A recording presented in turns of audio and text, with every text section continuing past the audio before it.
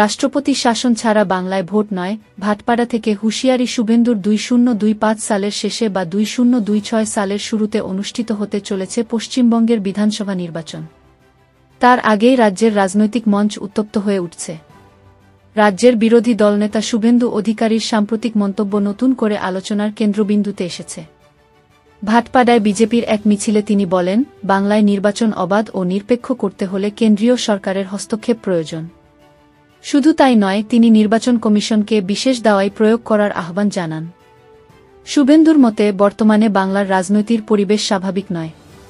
অনেক জায়গায়, বিশেষ করে 6-0 থেকে 7-0টি আসনে মানুষ ভোট দিতে পারেন না। সেই কারণে তিনি নির্বাচনকালে 2 মাসের জন্য রাষ্ট্রপতি শাসন জারির দাবি জানান। তার বক্তব্য, বাংলায় এমন অনেক কেন্দ্র আছে যেখানে ভোটই হয় না। কমিশন যদি রাষ্ট্রপতি শাসনের অধীনে ভোট করায়, তবে নিরপেক্ষ নির্বাচন সম্ভব। এখানেই থেমে না গিয়ে শুভেন্দু অতীতের উদাহরণও টানেন। তিনি বলেন, 2011 সালে নির্বাচন কমিশন যেভাবে ভোট পরিচালনা করেছিল, সিপিএমের একটাও দোর্দণ্ডপ্রতাপ নেতা বা গুন্ডা রাস্তায় নামতে পারেনি। তেমন নির্বাচন হলে তৃণমূল কংগ্রেসের পক্ষে ফেরার রাস্তা থাকবে না। এখানেই আসে বিশেষ দাওয়াইয়ের প্রসঙ্গ।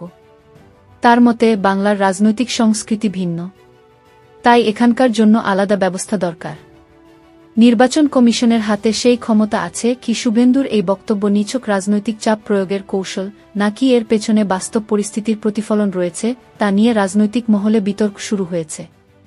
একদিকে তৃণমূল কংগ্রেস এই দাবিকে ভয়ের প্রতিচ্ছবি বলে উল্লেখ করেছে।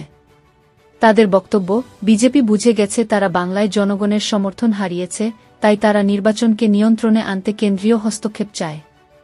অন্যদিকে বিজেপির শুভেন্দু আধিকারির মতে, তৃণমূল ভোটের নামে সন্ত্রাস চালায়, প্রশাসনকে ব্যবহার করে বিরোধীদের কোণঠাসা করে দেয়, তাই রাষ্ট্রপতি শাসন ও কঠোর নির্বাচন কমিশনের হস্তক্ষেপই একমাত্র সমাধান। বিশেষজ্ঞদের একাংশ মনে করছেন, শুভেন্দুর এই দাবির মাধ্যমে বিজেপি বাংলায় 2026 সালের নির্বাচনের প্রেক্ষাপট তৈরি করতে চাইছে। অতীতে 2011 সালে সিপিএম সরকারের বিরুদ্ধে জনমত গড়ে তুলেছিল তৃণমূল। সেই সময় নির্বাচন কমিশনের ভূমিকা গুরুত্বপূর্ণ ছিল। সেই অভিজ্ঞতা থেকে শিক্ষা নিয়েই এখন শুভেন্দু চাইছেন 2026 সালের নির্বাচনেও কমিশন কঠোর ভূমিকা পালন করুক। তবে বাস্তবতাটা অন্যরকমও হতে পারে। রাষ্ট্রপতি শাসন জারি করা মোটেই সহজ বিষয় নয়। সংবিধানের 356 ধারা অনুযায়ী, কোনো রাজ্যে সাংবিধানিক সংকট তৈরি হলে এবং রাজ্য সরকার যদি ব্যর্থ হয় আইনশৃঙ্খলা বজায় রাখতে, তখনই রাষ্ট্রপতি শাসন জারি হতে পারে। শুধু রাজনৈতিক মন্তব্যের ভিত্তিতে এই দাবি কার্যকর হওয়া সম্ভব নয়।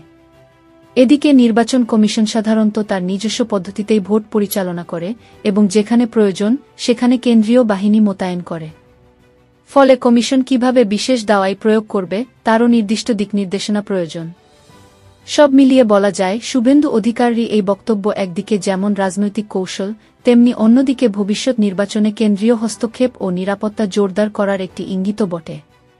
আগামী দিনে নির্বাচন যতই ঘনিয়ে আসবে, ততই এই বিতর্ক আরও জোরদার হবে বলেই মনে করছে রাজনৈতিক মহল।